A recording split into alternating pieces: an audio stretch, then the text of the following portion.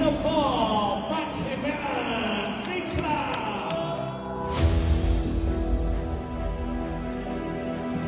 bolí a pretrváva. Ten deň si budem pamätať do konca života.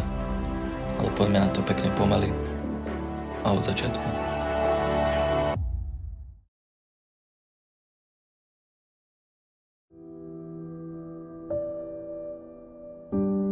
Hlavne on bol dieťa, kde ste posadili, tak tam sedel. A začalo to asi tým, nemal ani 3 roky, keď som mu pustil ten film Karate Kid a pri tom filme prestal dýchať.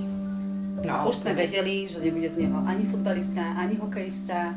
Ani nič, ešte ja som si myslela, že bude rapper, lebo on mal 3 roky a vedel zaspievať doslova podľa mňa všetky rytmusové pesničky. Presne. Maxinko, keď bol malinký, tak bol taký naše prítulné babatko. On bol taký náš mucko. Veľmi sa rád túlil. Práve keď on bol malý, ja som bola tehotná a to bolo také, že sme mali tak prepojenie medzi sebou. Takže bol taký náš mucinko. No.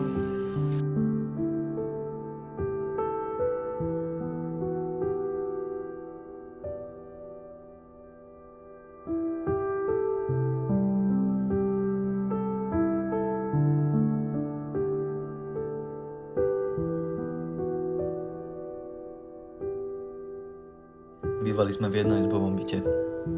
Nikdy sme nemali veľa peňazí, ale žili sme si fajn.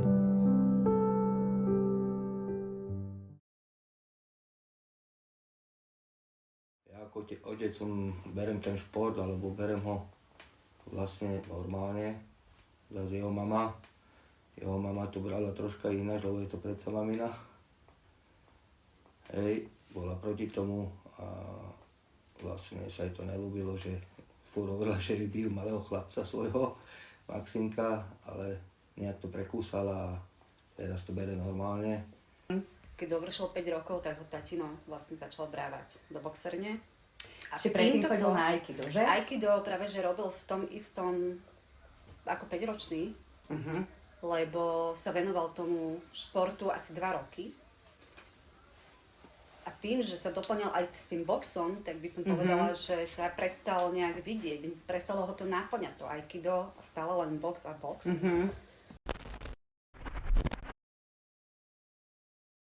Box je pre mňa niečo jak druhý domov, že aj keď som u seba doma, ale vrátim sa napríklad na tréning do zápasu, tak je to furt taký ten pocit, že áno, že proste toto je to moje, že tu sa cítim proste byť v tomto doma a už by som to asi namenil.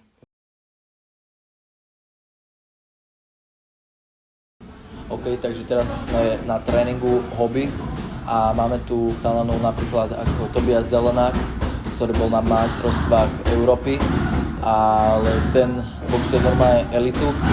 A potom tu máme Matúša Janička, ktorý sa už aj umiestnil na majstrovstvách Európy 5. A môžeme sa ísť na to kúknúť.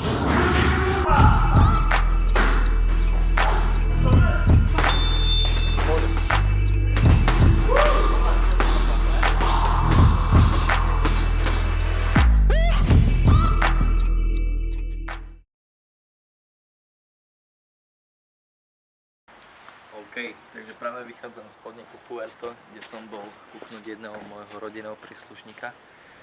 A práve sa ideme napapať ku môjmu tatkovi do Luigi Pub, takže poďte so mnou. OK, takže ideme sa práve teraz úplne fajnovo napapať. Dneska robí kuchára môj tato, takže ako Černohor. Tvrdé, to je jaká bombička. Mám tak asi možno 5-9 teraz kilo. Takže to je v pohode, vieš, máme ešte týždeň. Takže máme ešte toto, že akože tak dobehnúť úplne v pohode. Bol som teraz 2 týždne chorý. Takže výborné, takže ďakujem ešte raz.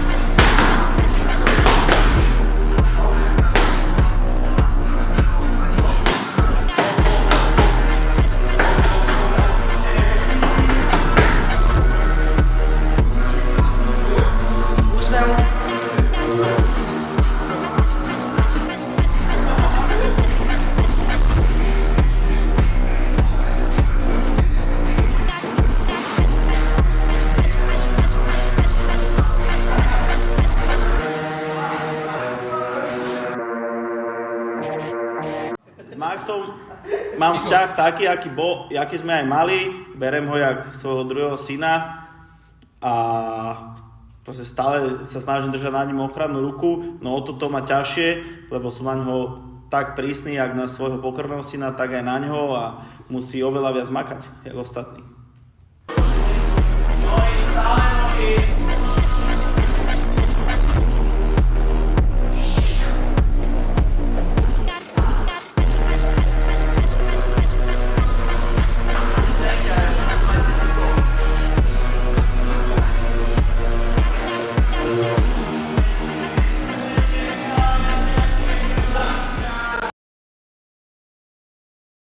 Max, keď bol malý, tak za mňa to bol chalanisko, ktorý mal neskutočné množstvo energie a vždy chcel pomáhať, aj keď to nebolo treba.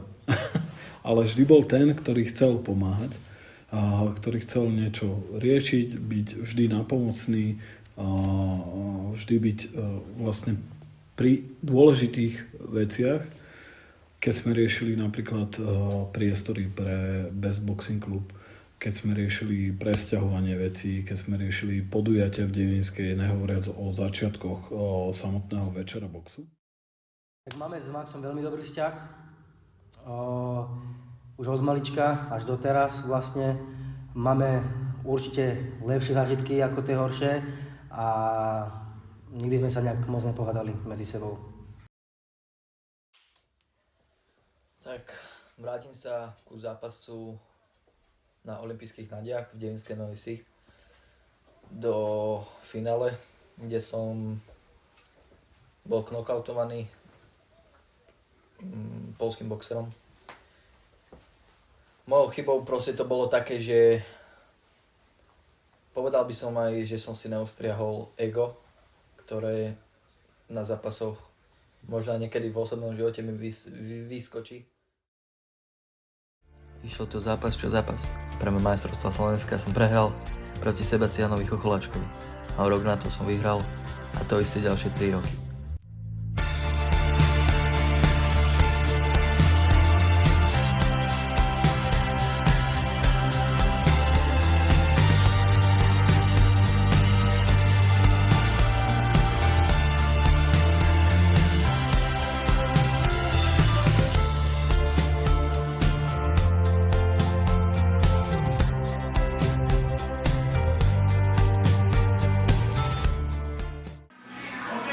Máme 5 dní do zápasu a už doplňujeme do prípravy všetko.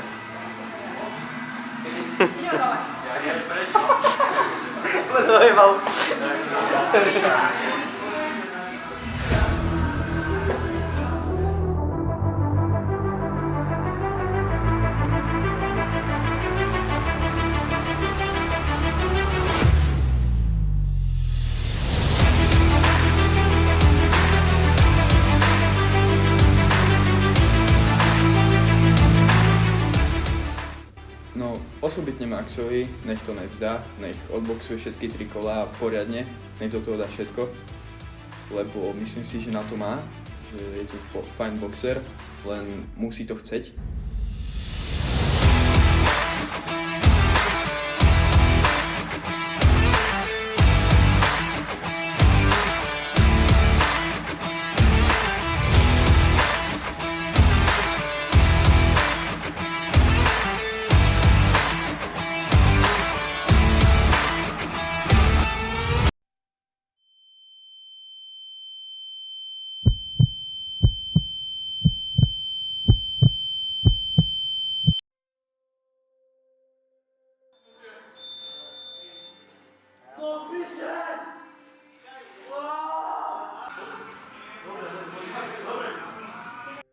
Italko, ciao, prosím ťa, zober kartu poistenca a... Keď som došiel do telocvične a videl som tam Maxa ležať, bolo mi to úplne jedno, čo sa deje. Ale videl som ho tam ležať bez brány a proste noha mu nefungovala. Tak mala. A nevedel som v tej chvíli, čo mám robiť proste. V tom momente, ak som ho tam videl a plakal, tak som hneď vedel, že musím volať sanitku, že nie je všetko v poriadku.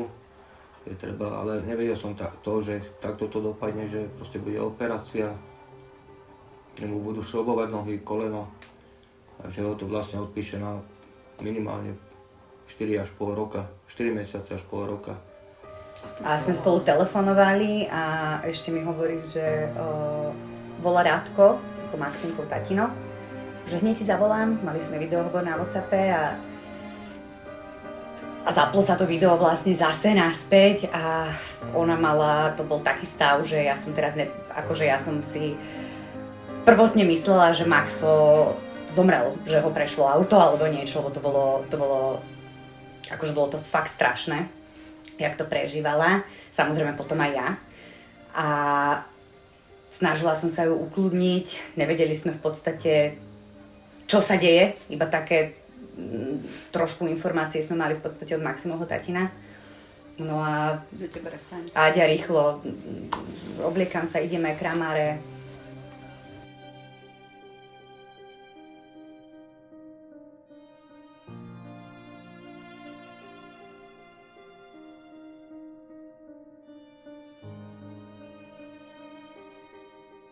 And you're singing the songs, thinking this is a life. And you wake up in the morning and your head feels just the size. Where you gonna go, where you gonna go, where you gonna sleep tonight? And you're singing the songs, thinking